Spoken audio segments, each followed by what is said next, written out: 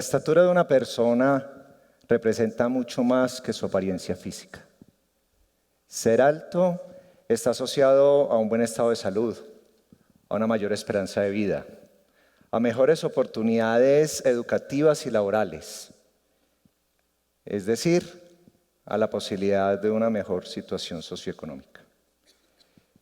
Si esto lo llevamos al contexto de un país, está demostrado que los países más ricos son aquellos donde su población tiene una estatura promedio más alta, comparada con los países más pobres. Ahora, siempre se ha dicho que la genética es el principal determinante del crecimiento de una persona y que a nivel poblacional esa genética, la raza, es la que determina el tamaño de su población.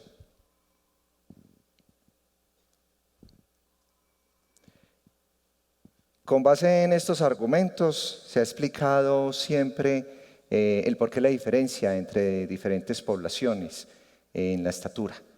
Por qué los holandeses y los ingleses, por ejemplo, son más altos que la población negra del África subsahariana. Y también con base en ese argumento hemos explicado la diferencia de la estatura de los latinos si nos comparamos con los norteamericanos. También con ese ejemplo o con esa razón hemos explicado la baja talla de nuestras poblaciones indígenas del Urabá chocuano, de la Guajira, de la Amazonía. Pero resulta que el determinante del crecimiento no es solo genético. Hay muchos otros factores que modulan la posibilidad de que esa genética se exprese. El estado nutricional, el nivel socioeconómico de las madres, las condiciones de salud. Esos factores tienen la capacidad de modular nuestros genes y permitir que se expresen en su máximo potencial. Y a eso es lo que le llamamos factores epigenéticos.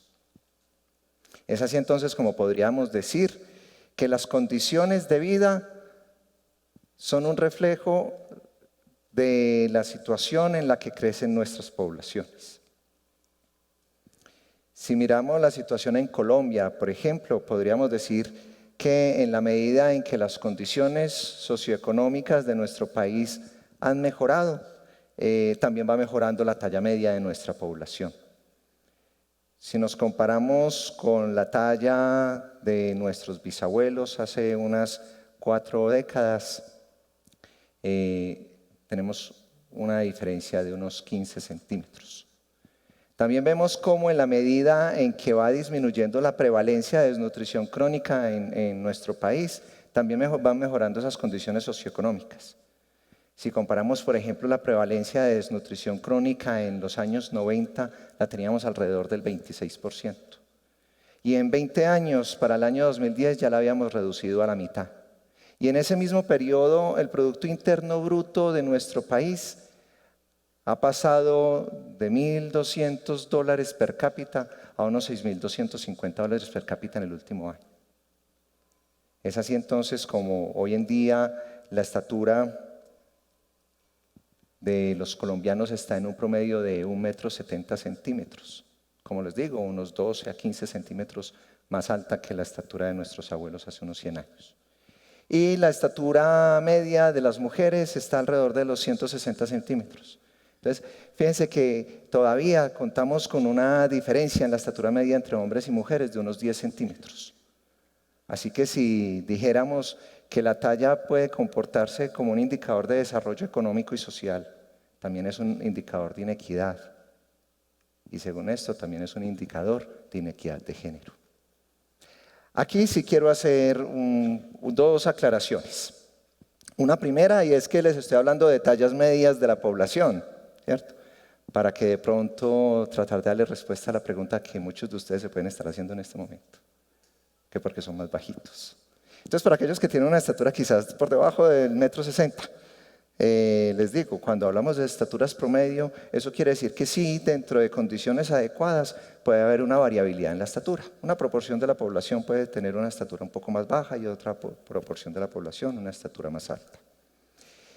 El segundo aspecto que quiero destacar es que Esto no se comporta igual en todas las regiones de nuestro país, ni del mundo. Si volteamos un poquito la mirada hacia las regiones más pobres de nuestro país, a esa otra Colombia, vemos que hay departamentos y comunidades en donde todavía la prevalencia de desnutrición crónica está alrededor del 35%. Es decir, son poblaciones en donde tienen tanta desnutrición crónica como la que teníamos en toda Colombia hace 25 años. Y es precisamente de esa otra Colombia a la que les quiero hablar. De esa Colombia por la que nos debemos y por la que todos nosotros estamos trabajando. Ya les decía que la alimentación y nutrición es uno de los factores que son determinantes para poder alcanzar el máximo potencial de crecimiento que tenemos a partir de nuestra genética. Una pobre alimentación puede llevar a que el niño sufra de desnutrición aguda. Y eso se ve reflejado con un bajo peso. Un niño con desnutrición aguda tiene mayor riesgo de enfermarse por enfermedades infecciosas como diarreas y neumonías. Y tiene mayor riesgo de que esas enfermedades sean más graves y de morir por esas enfermedades. El riesgo de que un niño desnutrido en los primeros 2 años de vida muera por alguna enfermedad infecciosa es unas 12 veces mayor que el riesgo que tiene un niño bien nutrido. Ahora, para que ese niño no muera por desnutrición aguda, tiene que hacer una serie de adaptaciones metabólicas.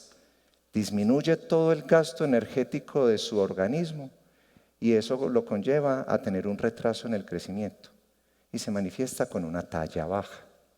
Y eso es lo que llamamos desnutrición crónica.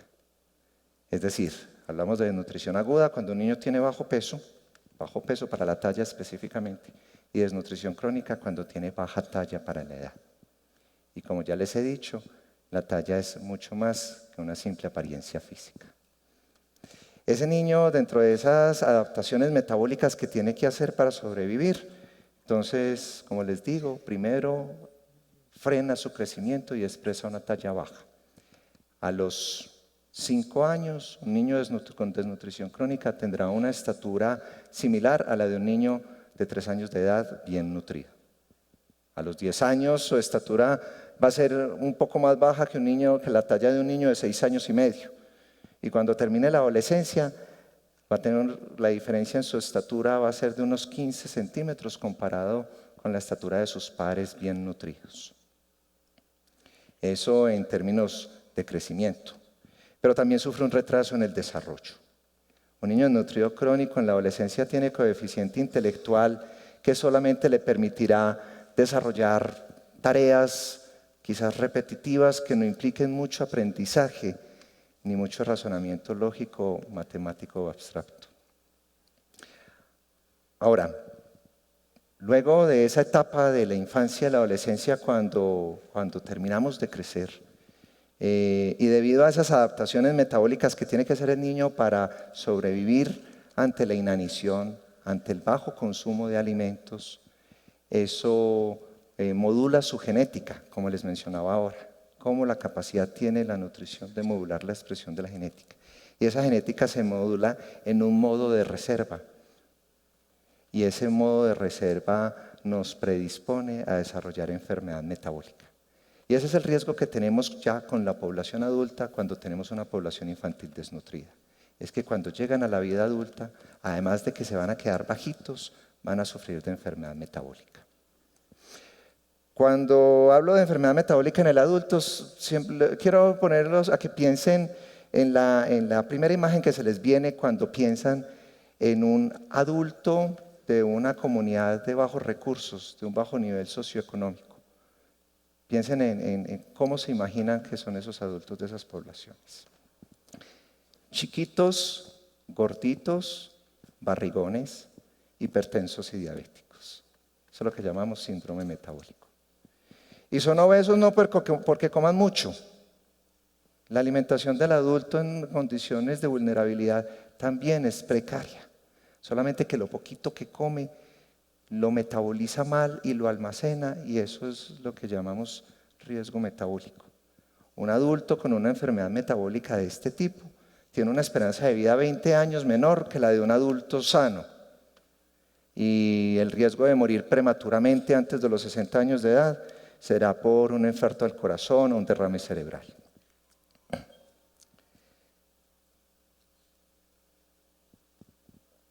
Pensemos entonces, ¿cuánto puede significar? ¿Cuánto nos puede costar al país no invertir lo suficiente para promover un adecuado crecimiento y desarrollo y una buena alimentación durante la primera infancia? Yo creo que las cifras serían indiscutibles. No solamente esto llevaría a consecuencias de perder esa oportunidad de mejorar nuestro Producto Interno Bruto, sino que también los costos que tendríamos que asumir como sociedad, por ejemplo, en la inversión en el sector salud, para comenzar a atender una población que cada vez va siendo con mayor prevalencia de enfermedades crónicas, que son de alto costo para el sistema. ¿Qué podemos hacer entonces? La respuesta está en los primeros 1000 días. Los primeros 1000 días les llamamos que es una ventana de oportunidad para la atención adecuada de nuestros niños. Es un periodo que comprende desde el momento mismo de la gestación, pasando por los 9 meses de embarazo y hasta los 2 primeros años de edad. Es una época sensible en donde hay mayor capacidad de modulación de esa genética a partir de esos factores epigenéticos como son la nutrición. Entonces, el momento en donde mejor podemos invertir en una adecuada alimentación y nutrición de nuestros niños para poder lograr el máximo crecimiento que nos permite el potencial de desarrollo. Es que el crecimiento en los primeros 1000 días es extraordinario. En ningún otro momento alcanzamos a crecer 50 centímetros en tan solo 9 meses, como lo hace un fetico durante el embarazo. Ni tampoco alcanzamos a duplicar nuestro peso, como debe hacerlo un recién nacido en sus primeros 4 meses de vida. Desde el punto de vista del desarrollo, ese crecimiento cerebral y todas esas miles de millones de neuronas que deben conectarse, deben funcionar armónicamente, porque el niño en ese periodo es en el que tiene que aprender a sentir, a escuchar, a degustar. Desde que nace y hasta los 2 años es el periodo que tiene de plazo para aprender a caminar, a hablar y a comprender el mundo que nos rodea. Y es que esto no es solamente una tarea de todo, no es solamente una tarea del personal de salud, ni del médico de la atención primaria, ni del nutricionista. No es una tarea solamente de la mamá que tiene que alimentar a su niño. Esta es una tarea de todos, de la familia, del barrio, de la sociedad, de todo el país. Invertir en los primeros 1000 días es la mejor tarea en la que nos podemos meter. Y es que no es simplemente para procurar que nuestros niños tengan un adecuado peso y una adecuada talla. Es procurar porque nuestros niños lleguen a la escuela, la terminen, alcancen a entrar a la universidad y sean profesionales.